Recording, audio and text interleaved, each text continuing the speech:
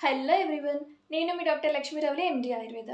ఈరోజు మనం మడిమల నొప్పులలో ఏమేమి యూజ్ చేసుకోవడం వల్ల పెయిన్ని తగ్గించుకోవచ్చు అనేది చూద్దాము.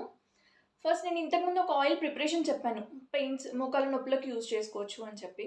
సో, అదే కర్పూర తైలం మనం ఈ కండిషన్‌లో కూడా యూజ్ చేసుకోవచ్చు. దాంట్లో ఇంకా స్పెషల్ ఇంగ్రీడియెంట్స్ అంటే వెల్లిపాయలు ఒకటి, లేదంటే ఆముదం ఆకులు. ఇవి 3 కలిపైనా ప్రిపేర్ చేసుకోవచ్చు. లేదంటే మీకు ఏది అవైలబుల్‌గా ఉంటే అది సెపరేట్‌గా ఆయిల్‌లో వేసి మరిగించుకొని తర్వాత ఆయిల్‌ని అప్లై చేసుకోవడం వల్ల పెయిన్ అనేది చాలా వరకి రిలీవ్ అవుతుంది. ఎందుకు అంటే చాలా ఉంటుంది పెయిన్. అంటే మార్నింగ్ లేవగానే అస్సలు నడవలేకపోవడము, ఎక్కువ సేపు నిల్చోలేకపోవడము, ఇలాంటి ఇబ్బందులన్నీ ఫేస్ చేస్తూ ఉంటారు కదా వాళ్ళు. దానికోసం అని చెప్పి ఈ ఆయిల్ చాలా యూజ్ అవుతుంది. ఒకసారి ట్రై చేయండి.